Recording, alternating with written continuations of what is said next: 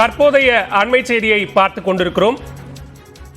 தமிழக ஆளுநர் RN ரவி டெல்லி சென்றிருந்த நிலையில் அவர் பிரதமர் நரேந்திர மோடியை சந்தித்திருக்கிறார்.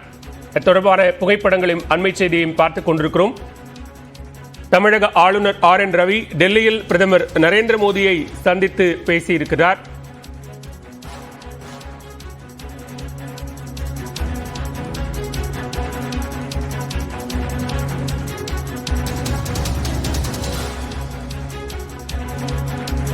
கூடுதல் விவரங்களோடு இணைகிறார் சிறப்பு செய்தியாளர் சுபாஷ். தற்போது தமிழக ஆளுநர் பிரதமரை சந்தித்திருக்கிறார். இது முக்கியத்துவம் வாய்ந்த சந்திப்பா? என்னென்ன அம்சங்கள் பேசப்படுகிறது? விவரங்கள்.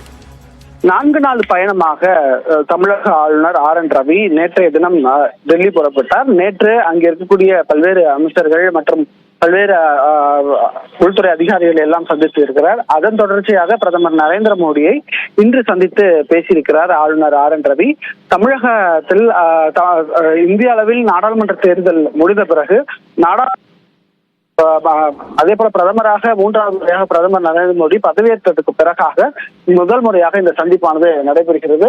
ஒரு தனிப்பட்ட முறையான சந்திப்பு என்று சொன்னாலும் நிச்சயமாக தமிழகத்தில் இருக்கக்கூடிய அரசியல் சூழல்கள், அரசியல் நிலவரங்கள், செயல்பாடுகள் எல்லாமே பேசுவதற்கான வாய்ப்புகள் இருக்கிறது.